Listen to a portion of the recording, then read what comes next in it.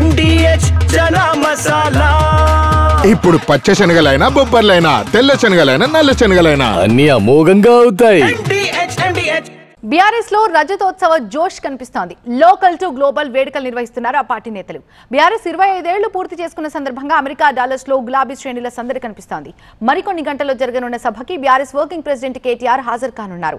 ఇక మాజీ మంత్రులు ఎర్రబెల్లి దయాకర్ రావు, శ్రీనివాస్ గౌడ్, కొప్పుల ఈశ్వర్, ఎమ్మెల్యేలు గంగుల, సుధీర్ రెడ్డి, ఆ పార్టీ నేతలు బాల్కసుమన్, కర్నె ప్రభాకర్ ఇందులో పాల్గొంటున్నారు. సభ కోసం బీఆర్ఎస్ ఎన్ఆర్ఐ విభాగం ఆధ్వర్యంలో పెప్పర్ ఎరినాలో భారీ ఏర్పాట్లు చేశారు. అమెరికాలో వివిధ రాష్ట్రాల నుంచి డాలస్ కు చేరుకుంటున్నారు ఎన్ఆర్ఎస్.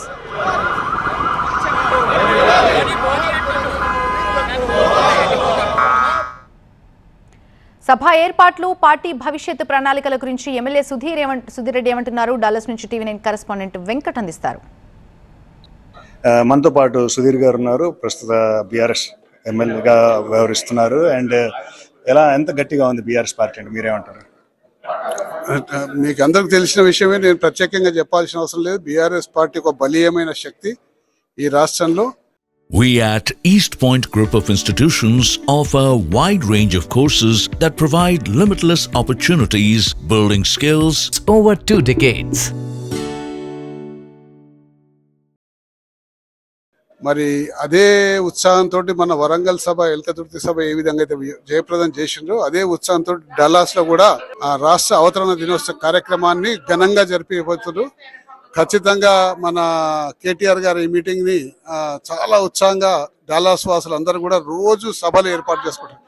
200 మంది, 100 మంది, 300 మంది ఏర్పాటు చేసుకుంటే ఎంతో ఉత్సాహంగా సభ చేయబోతున్నారు. కాబట్టి రేపు రాబోయే రోజుల్లో కేసీఆర్ గారి నాయకత్వంలో ఇదే విధంగా తెలంగాణ రాష్ట్రం కూడా పురోగతికి సాధిస్తుంది. ఖచ్చితంగా తెలంగాణ రాష్ట్రంలో ఖచ్చితంగా మళ్ళీ డంకా బజాయించి అధికారంలోకి రాబోతుందని కూడా ఈ సందర్భంగా మనం చేస్తాం. ఫైనల్ గా కాళేశ్వరం ఏదైతే ఉందో అది ప్రస్తుతం కేసీఆర్ గారి మీద కేసు పెట్టారు. అది ఎంతవరకు ముందుకెళ్తుందంటారు? అసలు కేసే కాదంటారా మీ ఉద్దేశంలో? కాళేశ్వరం మీద కేసు పెట్టిందంటే ఇప్పుడు శ్రీశైలం టనల్లో కూడా 8 మంది చచ్చిపోయింది. అక్కడ కూడా యాక్సిడెంట్ అయింది. ఒక పెద్ద ప్రాజెక్ట్ జరుగుతున్నప్పుడు చిన్న చిన్న పొరపాటు జరిగేది సహజం. కానీ దాన్ని రాజకీయం చేసి ఎవరో లబ్ధి పొందాలని చేసే ప్రయత్నమే జుగుప్సాకరంగా అసహ్యంగా ఉంటుంది. ప్రస్తుతానికి రేవంత్ రెడ్డి గారు ఆ ప్రయత్నం చేస్తున్నారు. రజతోత్సవ వేళ పార్టీ శ్రేణుల్లో కొత్త జోష్ కనిపిస్తుందంటున్నారు ఆ పార్టీ ఎమ్మెల్యే, మాజీ మంత్రి గంగుల కమలాకర్. ఇది నిజంగా చెప్తున్న గతంలో ఎన్నడూ లేని విధంగా ఈరోజు టోటల్ ఎన్ఆర్ఐలు అందరూ కూడా ఈ యొక్క ఫంక్షన్ అటెండ్ అవుతారు. ఎందుకంటే మా తెలంగాణ మా టీఆర్ఎస్ పార్టీ అనే ఉద్దేశంతో ఈరోజు అద్భుతంగా వస్తున్నారు. మేమందరం కరీంనగర్ జిల్లా నుంచి కానీ తెలంగాణ రాష్ట్రం నుంచి ఎక్కువ శాతం మంది ఉండగా ఇక్కడ ఎన్ఆర్ఐలు అందరూ కేటీఆర్ గారు స్పీచ్ వినాలి, కేసీఆర్ కు మేమందరం టీఆర్ఎస్ పార్టీకి మేమందరం అండగా ఉంటాము అనే విధంగా కేటీఆర్ గారు కేసీఆర్ అబ్ ఆగే బడో హమ్ ఆప్కే సాత్ మే అనే విధంగా ఈ రోజు అద్భుతంగా అందరం ఈ రోజు రావడం జరుగుతుంది.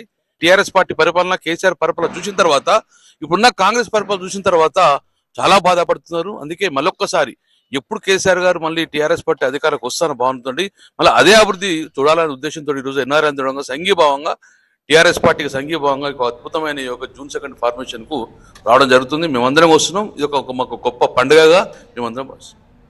MDH చనా మసాలా.